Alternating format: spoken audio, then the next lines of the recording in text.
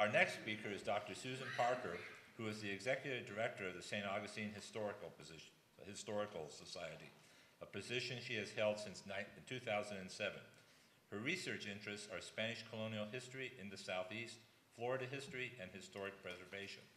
Prior to becoming the director of the Historical Society, Dr. Parker served in various positions throughout Florida, including historian at the Historic St. Augustine Preservation Board and the regional consultant in the historic preservation for 18 counties with the Florida Division of Historical Resources. She has published more than 20 articles and books in professional journals that reflect a wide variety of topics, from St. Augustine's urban Indians during the colonial period to the old St. Augustine Beach Hotel. Dr. Parker has been the recipient of numerous honors and awards, including the Leroy Collins Prize for Best Graduate Essay, awarded by the Florida Historical Society in 1997, and the Arthur W. Thompson Prize for Florida History, awarded by the Florida Historical Society for Best Article published in the Florida Historical Quarterly in 1991. She received her PhD from the University of Florida in 1999. Please welcome Dr. Susan Parker.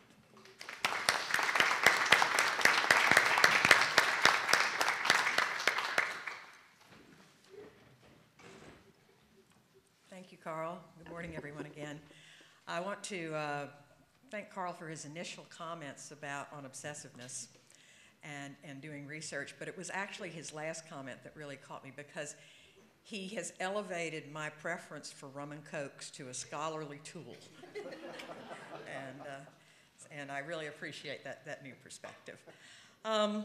I am going to move a little bit differently from what I usually focus on, which is largely the people of Spanish colonial Florida that could not read or write. And so I'm going to talk about some of the higher level people today, because they're the ones that make an awful lot of waves during Second Spanish period. And also I'm going to incorporate some of the work, since this was a co-authored chapter with the late Bill Coker. The West Florida comments that I will make rely, of course, upon Bill's research and much on Bill Coker's writings.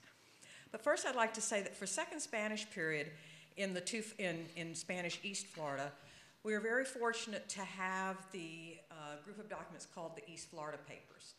They are not only extensive for all elements of life in East Florida, but they are in the United States. They never left the United States because they were seized by the U.S. government when Florida became part of the U.S. And by rights, they should have gone to Havana, but instead, they stayed in Government House in St. Augustine for quite a while, and then ultimately went to the Library of Congress. And Michael Gannon oversaw or was instrumental in having them microfilmed in the, I believe, in the late 60s. So they've been available on microfilm to use.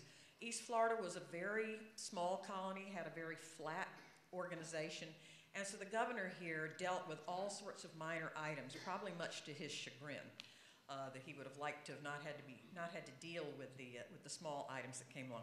Wonderful for us later, because we find out all sorts of things that, like I said, the governor didn't want to deal with, such as having to ameliorate or mediate the problem between Mrs. Savvy and Mr. I can't remember his last name, who lived on the St. Johns River when she shot his pig.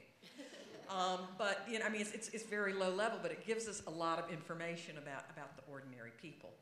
And then also, because of all the correspondence that he had, and which is kept in the East Florida Papers by his commanders out on the St. Johns River and on the St. Mary's River, which is actually, of course, the international boundary in Second Spanish period.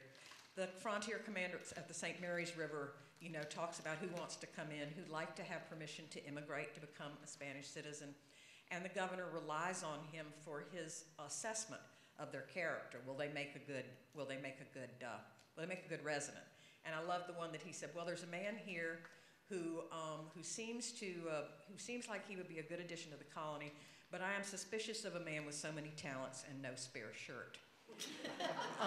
And I think we all know someone like that. But I think I illustrate those not to be amusing, but it gives us information on the level of ordinary people that we would not find in the governor's office in Mexico, because someone much below them would have dealt with these sorts of things. As I said, I tend to deal largely with the people that can't write, and that is, of course, the majority of the people, certainly during the colonial period. in a research done by Juan Marchena, who is a Spanish historian a number of years ago, he, as best as he could, tried to figure out what percentage of the populace in Spanish Florida in the first period could read or write. He could only rely on the males. He did not have records for the females. And that was, as best as he could tell, about 8% could write and about 12% could sign their name, which of course was a distinguishing aspect even at that time. So you can imagine how many people could not read or write. And so when we hear the term history is written by the victors, that may be true, but certainly in this period, history is written by the people that can write. And even the people who do appear in the documents who couldn't write, they may sign as a witness, they may sign this is my sworn statement, but that still doesn't mean they can read the statement. So we have to be very careful as we read through this. Very, very interesting documents. Let me see, where'd the clicker go? Oh, sorry, where is the reader? Oh, it's right here. Okay. So in 1784, after the American Revolution, as you heard Dan talk about yesterday, Spain regains the two Floridas. Of course, when it turned Florida over to Great Britain in 1763, it was a single colony. The British split it into East and West Florida with the boundary line at the Apalachicola River. This is a map that, whoops, boy, this thing's sensitive. This is really sensitive. I don't think I want to touch it. This is a map showing the Atlantic coast after 1763, when Britain turns over Florida, when Britain regains Florida. And I want you to notice there that if you look at the map, you can see that Britain controls almost half of, or at least on paper, controls almost half of the continent, the eastern half of the continent. That means that during the British period, Georgia, South Carolina, and North Carolina, at least until the American Revolution, were all part of the same country. It's a change during British period that right over the St. Mary's, one of the other rivers, is not the enemy, but is just another fellow colony. And of course, that will change after the American Revolution. And then in Second Spanish period, when the treaty is signed after the War of the American Revolution, you can see here that Florida goes back to Great Britain, and the St. Mary's River becomes an international boundary. Try to imagine, as you drive on I-95 or on US 1 if you happen to go that way, because you want to go more slowly and be a little more rural, when you cross over the St. Mary's, you're going into another country. It made for a lot of disruption and a lot of border upset. So that's very much a part of the situation. If you look over in West Florida, you can see that checkered area, which is disputed claims. And you'll also notice, or I hope you can see this well, that West Florida goes from the Apalachicola River to the Mississippi River. Not what we think of West Florida today, but that's what West Florida was on paper, and that will be much an issue during Second Spanish period as well. One of the things I found out about when we talk about Second Spanish period is that, of course, one thing is kind of an unusual concept to most people. It's like they get confused between First Spanish, British, Second, they keep saying, when's Third Spanish? We didn't have one, or at least not yet. But nevertheless, Second Spanish period tends to make readers sort of uncomfortable, and they feel confused by it. I would say to you that if you're paying any attention to what's going on in Second Spanish period, if you're not confused, then you aren't paying attention. Because there is a lot of disruption and a lot going on. And so as we try to simplify and interpret Second Spanish period, to make it too simple and too unconfused really is to negate the reality at the time.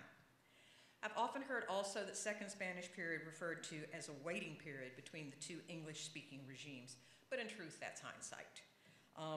I don't know who in 1784, when the colonies were transferred, expected how the United States would develop. Many people didn't even expect the United States to hold together as a nation in 1784, and a number of the British loyalists that stayed in East Florida, and I'm not saying West Florida because I'm not as familiar with it, stayed in East Florida because they expected the United States not to survive as a single country, and they wanted to be right on the other side of the border so they could go back to take advantage of that. Who expected the French Revolution to come along, the Haitian Revolution, and all of those other things? So I think it is hindsight to say that Second Spanish period was merely a waiting period for the United States to come and take over Florida. Others, however, simply glide over Second Spanish period and treat it as if it doesn't exist. And there are many times that you can read that Florida was British and then went right over to the U.S. That we know is not true either. So the Spanish Floridas reflect what is going on throughout the world at that time in a microcosm. It is still a colony of Spain and is very much tied into, as Florida always was, to what's going on in Europe. And that's because the monarchs in Europe, whether it's England, France, Spain, earlier Portugal, to them what's the most important is what is happening in Europe. This isn't a perspective probably that most Americans like to hear, but what was happening in the colonies was important, but was certainly not the most important thing for them to worry about. And so the Spanish Floridas in Second Spanish period reflect the disruptions that are going on throughout Europe and in the rest of the Americas. Lots of invasions, filibustering, which is a term we hear these days for in conjunction with the U.S. Congress, but filibustering really was a word that came out of buccaneering, being a buccaneer, and also being sort of an expeditionary of trying to take over other territory. So that's why we use this term filibuster.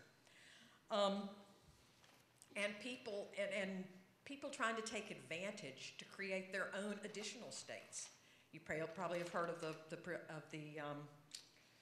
the idea to create the state of Franklin in the Carolinas and other states. So it wasn't just that there would be 13 states initially, there might be 14, 15, or 16.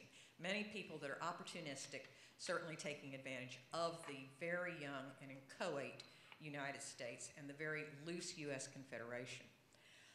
The other thing is, as I mentioned, the St. Mary's is now an international boundary. To its west, the northern boundary is in dispute, and on the western side of West Florida is another Spanish colony, something else that many Americans don't realize, that Louisiana was Spanish for quite a while. They think of it, of course, as being French and then becoming part of the U.S., but it was French, then Spanish, briefly French, and then American. The nation north of the Floridas, that is the new United States, now looks to itself for direction. These are self-directed people. They have become independent. The Floridas, however, continue, as I said, to be a colony of European monarchs and look to them at least for some guidance and for money. There are some differences, of course, in Second Spanish period from First Spanish period. One of the main ones is that the Spanish do not reestablish the missions. The missions were an extremely important element of Spanish society in First Spanish period, but although there's discussion about it, the missions are not reestablished in Spanish East Florida nor Spanish West Florida. Interesting that this is the height of mission creation in Spanish California, but there is no mission reestablished in Florida. And so therefore the Native Americans, by now the Seminoles, will not be incorporated into Spanish society as they were in First Spanish period. They will remain largely in the backcountry by agreement, which Dan mentioned yesterday. The Congresses that Governor Grant had were also used by the Spanish, the same lines of occupation. Whoops, I think I brought the wrong PowerPoint. Well, that happens. Let me interject right here. I had my PowerPoint put together, and the dog. No, but he did put his tooth through that flash drive, and so I had to incorporate a new one. And apparently, literally, the dog ate my homework. Anyway, sorry for the digression. So the countryside, the Indians make an agreement that they will stay in the backcountry, leaving the tidal area open to settlement. And although the British had grand schemes, and of course, as Dan has told us, did create many plantations, Second Spanish period, the backcountry will be an area of smallish farmers. There are some large plantations, but largely smallish farmers. And much of those people that live in the backcountry are of British American birth. They're not Spanish. They come mostly from South Carolina. I did an assessment of where at least they claim they came from. And most of the people that settled the Florida backcountry in Second Spanish period moved from South Carolina. And this is because in 1790, 6 years after the transfer back to Spain, the Floridas and other places in the Americas, not just in the Floridas, We're open to homesteaders. Lance Graft, I believe it is, has done a work on same type of homesteading in Panama as we see in the Floridas. Open to homesteaders, and they did not have to be Catholic. This is definitely a change as well. Roman Catholicism was still the only religion that was permitted to be practiced publicly, but non-Catholics were permitted to come in and own property in Spanish Florida, in Spanish East Florida. They had to, of course, pledge allegiance to Spain's King Charles I, and then after he died, King Philip IV. Many of them did become Catholics because it helped to incorporate them into the society, and many of them had their children and enslaved workers baptized as well when the priests made visitations to the St. John's and the St. Mary's River. A number of these people, this is a period of a lot of fluidity, of identification of what country you belong to, and also fluidity of religion. There's a lot of religious affiliation that is practical at the time, and we see people who convert from being Protestants to Catholics, and then when the Americans come back in, the family goes back to becoming Protestants. So there is a pragmatic aspect to religious affiliation as well. And so the Floridas are opened up to homesteading. Of course, there'll be lots of homesteading over the years. And that is that land is available to someone based on how many people are in your family. The head of the household is entitled to 100 acres. Every other member of the household, whether they're family or whether they're enslaved workers, he is entitled to 50 acres for that. And then the requirement is that you occupy the land for 10 years, make it usable, make it profitable, and then the Crown will turn it over to you as private property. The Spanish land grants, which Jane mentioned, and are housed in Tallahassee, give us a lot of information about these early homesteaders, and once again, that small level of information, how many people are in the household, how many cattle they have, and things like that. So we're able to create an aggregate picture, you might say sometimes, of the persons that lived here. But the problem is that trying to create a farm or even a small plantation doesn't turn out very well when the period is dominated by invasions from the U.S. As you can imagine, you can't have a successful farm if you've either been destroyed or if you're even concerned about being destroyed. And that is the persistent theme throughout Spanish period, is the invasions from the U.S., and not always by the U.S., but by Americans, and also by some others that would like to take advantage of the Spanish. The first one that I'm going to mention took place in 1794.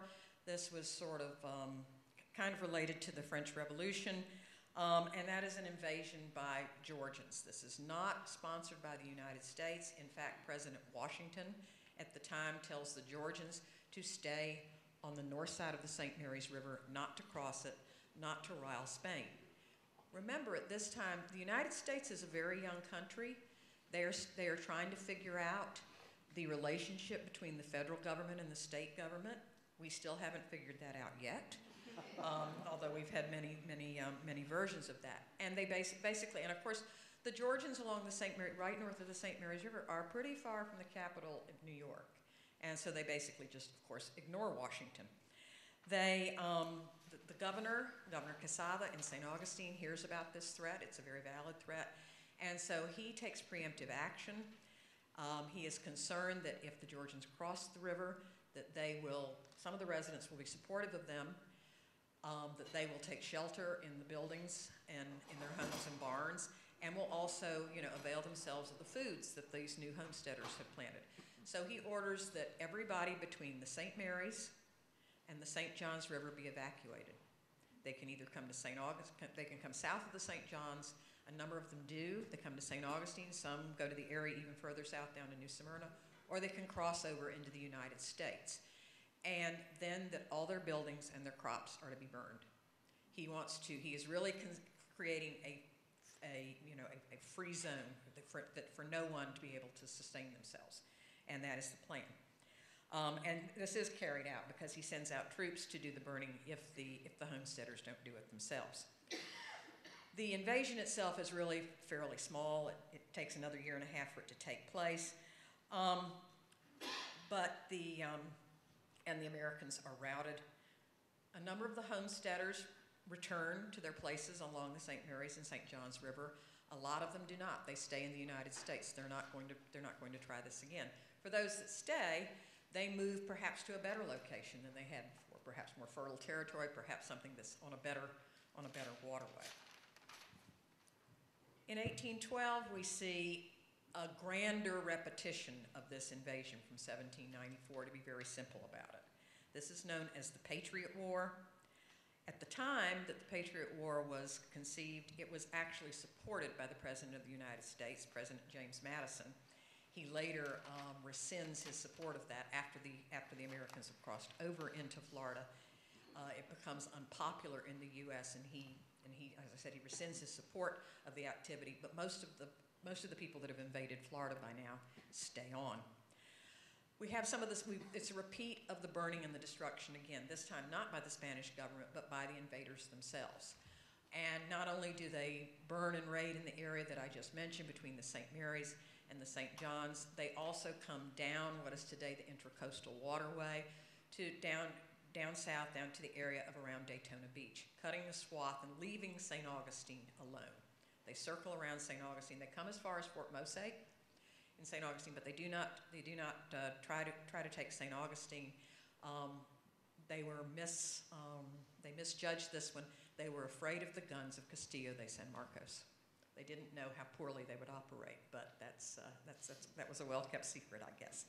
And then then they move inland to the area of around Gainesville, at which point that involves the Seminoles, and the Seminoles, in retaliation, start their own raiding along the St. Johns River, out in the area of what is today Switzerland and East Palatka. And so there's burning and looting by a number of people. And the other thing is, not only do they cut a larger swath of destruction, they stay for 2 years. The occupying force in some places stays for 2 years. That's a really long time. St. Augustine, fortunately, was not blockaded, and so it could continue to get food. But St. Augustine, just like in the Siege of 1702, remains just that little island of Spanish territory in the Floridas. Finally, as they leave, of course, some of the homesteaders go back. Many of them say, we're not going to go through this again, and they merely leave in disgust. You really have to think about how detrimental this is to developing a place. As for West Florida, there's constant intrigues and invasions, and there they were more successful at nibbling away at Spanish territory. After the United States acquired Louisiana in 1803, the U.S. claimed that the Louisiana Territory didn't stop at the Mississippi River. It extended as far east as the Perdido, which is today the state line, the western state line. And so plots to acquire the area west of the Perdido continued until 1810. In 1810, the Republic of West Florida was declared, and by 1812, the United States had annexed all of the territory between the Perdido and Mississippi rivers. By 1814, the United States had occupied Mobile, built a fort on Mobile Point, still in Spanish claimed territory, and posted lookouts on the Perdido River. The Spaniards at Pensacola continually protested such blatant aggression, but because of the war in Spain, or the war with Spain that was then raging in Europe, there was little they could do about it. Spain was at that time occupied by French troops, and Napoleon's own brother was occupying the throne. So Spain could send little help. The British used Mobile as a stronghold, as I said, and then the British occupy Mobile. They withdraw to Pensacola, and here comes Andrew Jackson to attack Spanish Pensacola and to drive out the British. 2 years later, and I am going through this litany on purpose because it gives you the impression of just the ongoing and persistence of the invasions. 2 years later, the American troops are fire on and blow up the Negro Fort in West Florida Territory. And then we'll switch over to the Atlantic for the capture of Amelia Island in July 1817 by the English-born Gregor MacGregor. 6 months after MacGregor captures Amelia Island, it is freed not by Spanish troops but by U.S. troops, who then occupy it. And then MacGregor makes ready for another invasion of Fernandina. In March 1818, Jackson invades Spanish West Florida, takes Fort San Marcos de Apalache, captures and executes 2 Red Stick Indians and 2 British subjects holding a court-martialed by U.S. troops of British subjects in Spanish territory. Then Jackson marched westward and took Pensacola. He directed General Edmund Gaines to capture St. Augustine, which didn't happen, and informed the Secretary of War, isn't this so, Andrew Jackson, that Cuba will be ours in a few days. He never intended to stop at Pensacola. He was moving ahead, so sort of like Patton, isn't it? He was moving ahead so quickly, he thought Cuba would be ours. From late May 1818, a Jackson appointee governed what was considered to be Spanish West Florida for the next 9 months. Then the Spanish regained Pensacola in February of 1819, and the treaty negotiations to turn the Floridas over to the United States begin and really carry on for the next 2 years.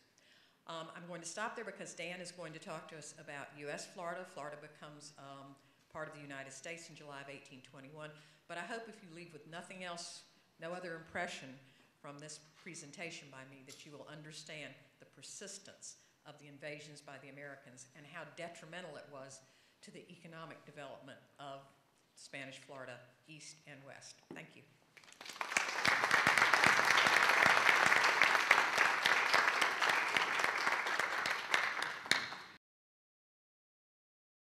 First of all, I'd like to ask all three panelists something that we were talking about yesterday afterwards, and this is the second iteration of the new history of Florida. It's the new history of Florida. So what's new about the new history of Florida from what you wrote in the new history of Florida? What has happened in the past 20 years to kind of either change or reiterate your writings from the first volume? What are the new hot button items? What has verified your understandings of this time period, or what has changed your understandings? Anybody? Well, all three of those, Jeff? Sure. Yeah. Just one. Well, I didn't write the Florida chapter was written by Dr. Fable. I didn't write that first chapter, and I've not been in touch with Dr. Fable. I used a lot of his West Florida material, but certainly one thing that has changed greatly from when that first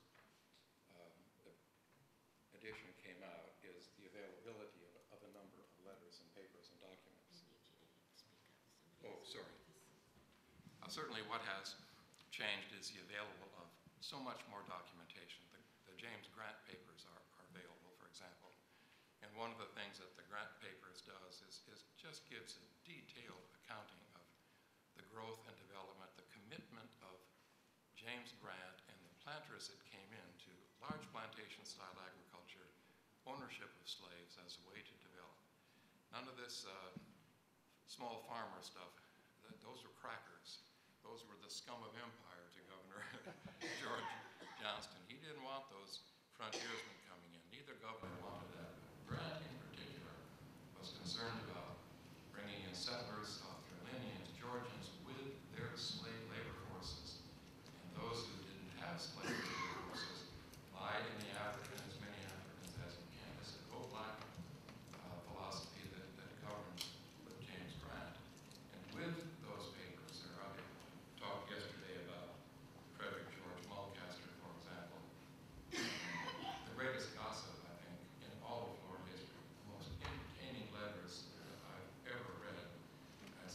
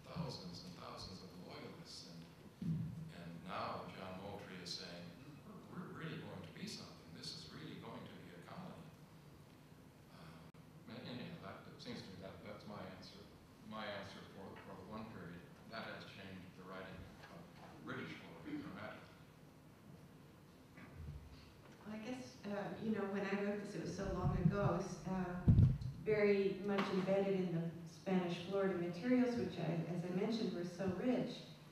But I guess since then, I've also made a real effort to engage with scholars of Africa, pre-colonial Africa, and to learn from them as well in a number of sort of collaborative projects again. So I would pay much more attention today in new material I look at about that ethnicity question that I hadn't known to pay attention to before. And so we're starting to get much more advanced in the area of pulling the African scholarship together with the Spanish colonial records all over the world, but now reading them differently, knowing more about Africa in the pre-colonial period. If you were to read this chapter on Second Spanish period in the first book and the one in the book that was just released, you would find hardly anything different except for the organization. And that doesn't mean there's not been any new scholarship. It's just, as I just finished saying, I still think the persistent and dominant theme is all the invasions and that pervaded life here. Nevertheless, that said, there's been certainly some works that have fleshed out the Second Spanish period. And of course, you know, we all operate within page limits as well, so that we would have written a lot more on a lot more topics if we had not been given a page and a word limit. Certainly Jim Cusick's book on the Patriot War has come out since the first book did, which details it from the Spanish perspective using Spanish documents that had been detailed previously, but relying more on English language documents or translations. Sherry Johnson's work on the role of weather, and especially catastrophic weather, as it affected life in East Florida, and even the funding in East Florida is important. New work, which I think is just really at the front end, and we'll see where it happens, is the exploration of Angola and the Black Seminoles, that they're still looking for that plantation in Seminole Plantation down in Southwest Florida. So I think that's an important, we're on the front end of that to see what that reveals about the Seminoles and the Seminoles as they left for the Bahamas. The British who left from St. Augustine and Pensacola for the Bahamas were not the only ones to leave Florida for the Bahamas. And I think the other thing that's coming in between is something, at least from my perspective, it's very recent, and that comes out of commemorative events. There's something about commemorative events because they make us pay attention to things that we might have let go by otherwise. And that is St. Augustine's at least recent commemoration of the Spanish Constitution of 1812, which of course was a fairly short-lived constitution, very, very liberal. If you were to read it, more liberal than that of the United States. But what really caught my eye was how important it was to the citizens of St. Augustine. And they really hung on to the rights and freedoms that they were granted in the Constitution of 1812, even into the American period. They were very reticent to let go of their Spanish citizenship. They felt it had been imposed upon them by the treaties, which of course the various evacuations had imposed things upon people. And the city council actually, that's a holdover from Second Spanish period into the very early U.S. days that Andrew Jackson, as the territorial governor, permitted to stay in place. They quit their posts as city councilmen, 4 of the 5 do, because they will not swear allegiance to the U.S. Constitution. They still consider themselves to be Spanish subjects. And I'm not sure that's true throughout the rest of the area, but it certainly was for St. Augustine. And perhaps that's because, as we talked about, as I talked about the various areas that were hit in Spanish West Florida, in Spanish East Florida by the invasions, nevertheless, Pensacola, Mobile, Amelia Island, etc., St. Augustine was never captured. And so perhaps they felt a little more Spanish than some of the other areas did. But as I said, I've changed the chapter very little because I still think the dominant and important items of Second Spanish period are the invasions, and they shape everybody's life. Well, great. That ties, I think, into one more thing. It ties into the theme, I think, broadly based in the historical profession of this new field, emerging field, which I think Florida is really at the forefront. This theme of the Atlantic world, of the clash of cultures, the interplay of African, of European, of American, of Native American, of the newly freed United States, and you know, Florida's at this is a hot topic, folks. You know, there are jobs out there for historians, and Florida really is at the forefront of this, because rarely do you find a place that is so connected and interconnected to this theme of the Atlantic world. And I'm glad Susan brought up this idea of the Bahamas, because the relationship of Florida to the Bahamas is something that is becoming kind of really interesting. The relationship of who goes there, who comes from there, you know, blacks moving there, whites moving there, after the revolution, before the revolution, and it speaks to the interconnectedness of Florida and its long-term interconnectivity. So with that, I'll open the floor to questions and thank the people here. Questions, and remember, after the question period is over, the rock star aspect will have to wait a second until we take the pictures. So please let us take the pictures first, and then you can bombard those people with requests for autographs, pictures, whatever. So questions, comments? Please come to the I microphone. don't need the mic. No, You do need the mic. No, Yes, we you do need the mic. We need it to get on the film.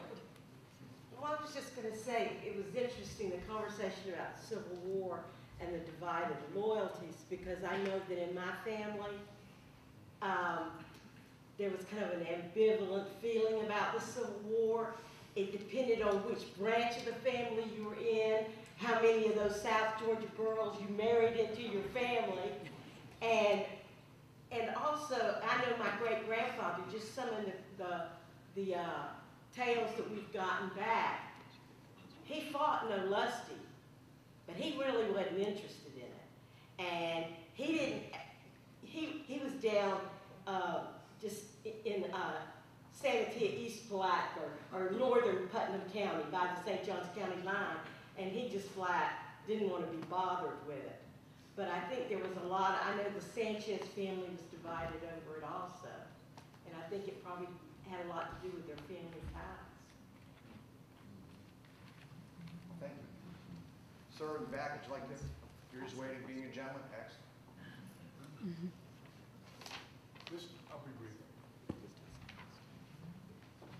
My question is for Dr. Landers, but I'm reminded very much of your talk last night, or yesterday afternoon, morning, whatever it was. I was doing some private research on a question that I asked and couldn't get an answer to. Where did all the rice that was raised in the Low Countries go? And I had access to a museum's archives, and I was going through the papers and the records and so forth.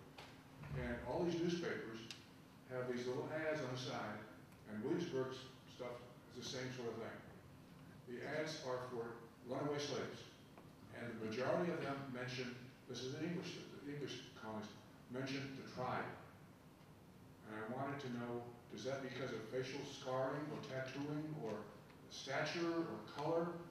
I mean, if the tribe was important to identify this particular runaway slave, what were they looking for?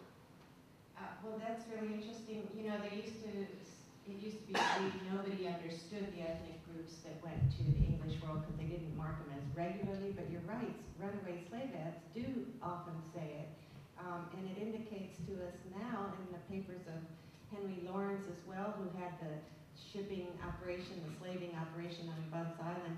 They knew exactly what groups everybody belonged to, and some of the markers, it depends. One of my grad students is doing a lot on this now. In some places there were no facial markings, in other places there were scarification patterns. Filed teeth was another thing. Language was another thing, whether they were Catholic or not, whether they could speak English. A lot of those things come out in the runaway ads. And those English slavers knew a lot more than we thought they knew about where people came from. Could I add to that just a little bit? Once that first generation of Africans passes, you don't have the same facial markings. And people like Kingsley, for example, if you ever have a chance to look at Zephaniah Kingsley's losses during the 1812-1814 Patriot War, he lists each of the slaves that he lost. He has a total of 45, as I remember, and then gives afterward where they're from, gives their tribal identity, national identity, ethnic identity, and then oftentimes where they're from. You can't tell always because he makes some mistakes in it, but it's very clear he has East Africans, West Africans, most of the East and West African Nigerians, people from today's Guinea, from Senegal, that are among his 45 slaves that he lost out of 100 or so that he had at the time. He slave trade. And many of the second Spanish period planters that came were sort of like refugee slave traders. The Americans closed off the trades, being closed off all over, the Danes closed it off, etc. And so people like Kingsley come here because it's still legal. They can carry on their trade legally. And if you're in and out of Africa, you can tell those facial markings. If you're one of those slave traders, that's your business, you know it. And when that generation of Africans died and people like Kingsley died, the other planters didn't know the African background. I don't think you find the same frequency in 1855 runaway ads that you find in 1845 runaway ads. The same numbers of indications of facial markings. There are some, but anyhow, that's been my experience on that. Any more questions? Could I just follow up on your thing about the Atlantic World for a second, Steve? Oh, sorry, Paul, you go ahead. Go ahead, no, go ahead, Dave. No, go ahead, Mr. Comment. I was just going to say that, you know, it ties to your question about what's new, too, because when I started working on this, I was going to be a Brazilian scholar. And then I found these great records, and I shifted, and my director said, oh, no, you'll be typecast as a local historian. And I thought, oh, no, it's so important, it's so interesting, and they have all these great records. But I could never get any big funds or grants because Florida just wasn't on the map for anybody. I joked that it was as if it had been cut off limb or something, that the U.S. history stopped, you know, at South Carolina, usually, sometimes, once in a while they'd mention Georgia. And the Latin American historians didn't consider Florida Latin America, so there were no funding agencies to support the research except little pieces that I got here and other places. And now it's so wonderful to think that Florida is looked at by everybody, all kinds of early Atlantic historians, and it sticks right out there in the middle of the Caribbean, and it's connected to the northern side. So of course all this stuff happens here. It's like a crossroads. Well, and I think that as we go through today's presentations, we'll see the same thing happening with modern Florida.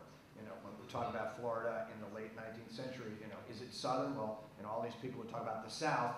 Florida's not part of the South, but I mean, Florida is an important and integral part of the Southern identity. And we talk about, you know, modern U.S., Florida is a microcosm of what the United States is moving towards. You know, we talk about urban history, you know, no one talks about Orlando, but Orlando is the quintessential modern American city. So, you know, Florida is, maybe because we're here, but I think that Florida is really becoming kind of a central identity point for both past history of the United States and kind of current history. So this is great stuff. Paul?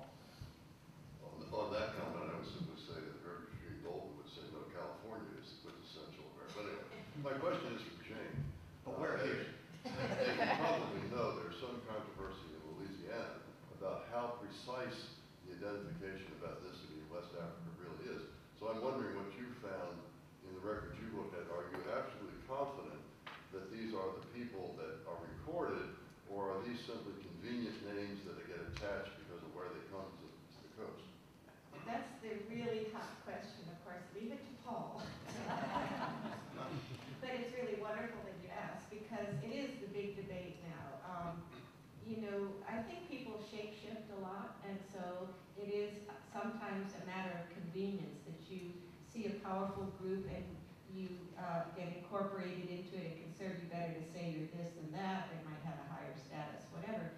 But ethnicity does mean something because as late as in 19th century Cuba, when the British Navy is interdicting all of the slave trade and saying no more slavery in the Atlantic, the Cubans still want slaves because after the slave revolt of Saint-Domingue, they get big sugar and they bring lots of Africans into Florida where it's still legal. They get sent all over the South.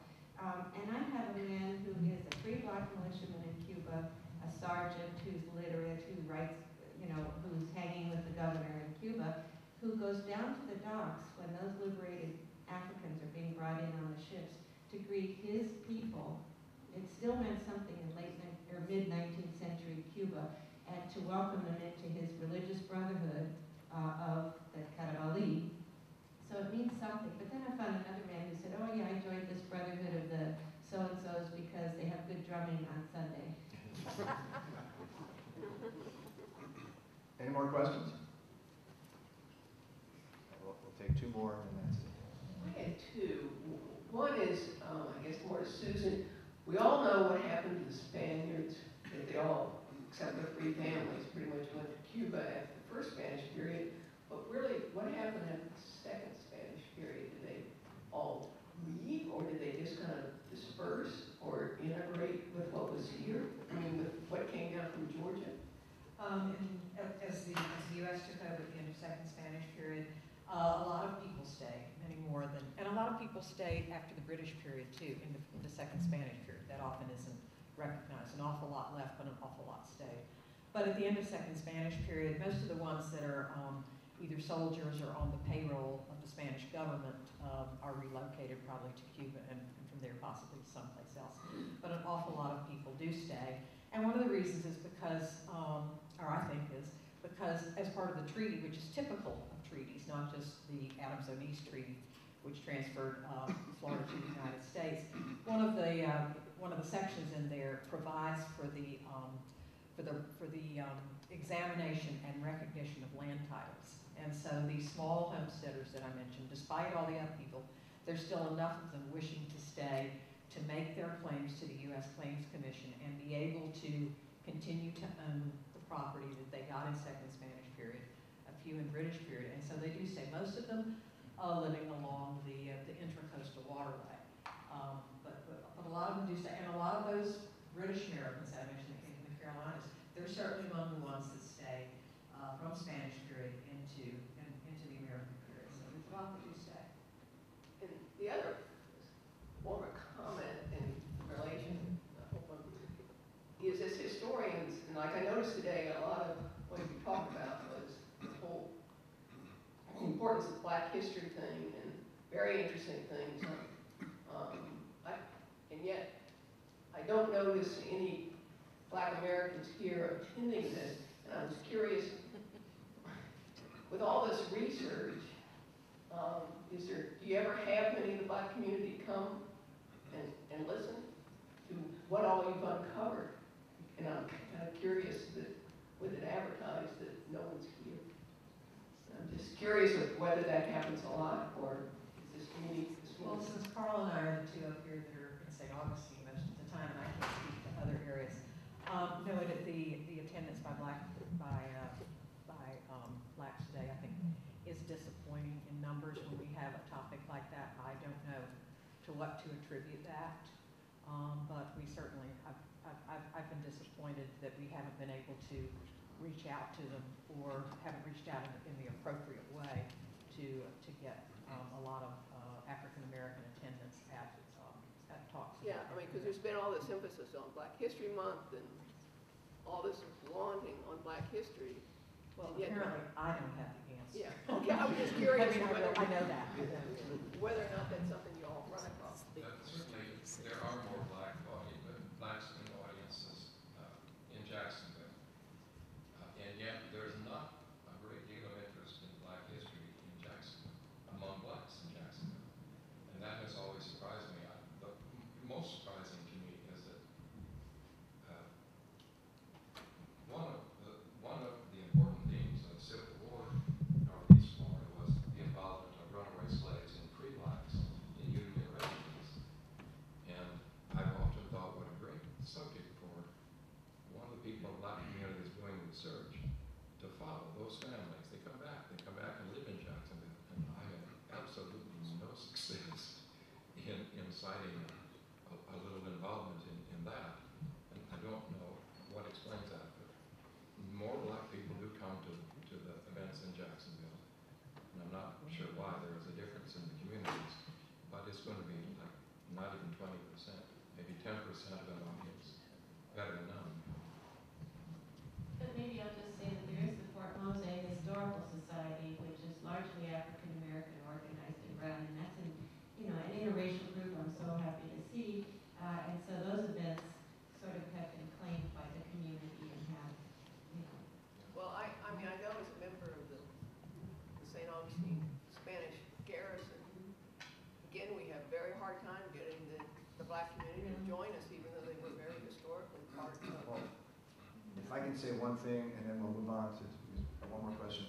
I think history is still very bifurcated. And when we talk about, you know, if this event today was about Fort Mose, you would see significant numbers of African Americans, I think, here, and not many white people, because black history is black history, and white history is white history. And I think we still have not figured out that the interaction, and again, the interconnectivity is really important, because you know what we've seen here is that the interrelationship is that there is no black history without white history, and at some level there's no white history without black history, and we still have not gotten past that as an audience. So that's just, you know, just a final comment on that. Sir, last question. Okay, this goes back to a question that the moderator had yesterday about what is Florida. You know, we're kind of used to the boundaries of the state of Florida today, and Susan talked about how, you know, chunks were taken off of West Florida. But how was East and West Florida stuck back together? And as the 19th century progressed in the antebellum years with the development of one of the major cities being at the extremes at Key West, Pensacola, and Jacksonville, what interests bound those disparate cities together to create a Florida? Well, of course, it's kind of top down on that when the treaty created the boundaries of Florida. And as you recall, had early on maintained the two previous Spanish capitals, one at Pensacola, one at St. Augustine. I think we still, you know, I think Florida still struggles with how do the interests of Pensacola and Key West blend. It's a geographic situation, it's a distance situation. And so it was defined, you know, the Florida Territory was defined for the treaty. Interestingly enough, they shifted the boundary between East and West Florida from the Apalachicola River to the Suwannee River. So West Florida got to be a little larger for a while.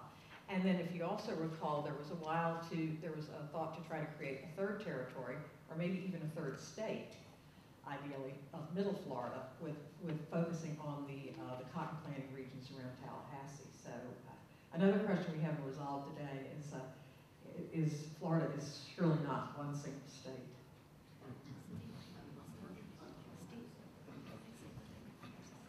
One more thing from Jane, and she'll have the last word. So No, I don't want to have the you have the last word. I just wanted to say, since I was talking about the sources so much, and I was so grateful that the Catholic Diocese had allowed us finally to digitalize them, I brought some cards that you can feel free to pick up about a collection or a database that we've made, an archive, I guess, of all these ecclesiastical records we've been collecting from St. Augustine, Cuba, Brazil, and Colombia, which are the non-Spanish records. And they're up on the Vanderbilt webpage for anybody to look at if you have interest in that, and you feel free to pick it up. We keep adding to it, but it'll be so important to have those St. Augustine records up pretty soon. Well, I'm not going to give Jane the last word. Okay. So I think your question ties very heavily into the question that I asked yesterday, and this is, what is Florida? And what is Florida history? Because we're not sure. So, you know, what is Florida is, again, the question we're asking. So thank you, everybody. Much appreciated. Great session. And we'll see you for the next one.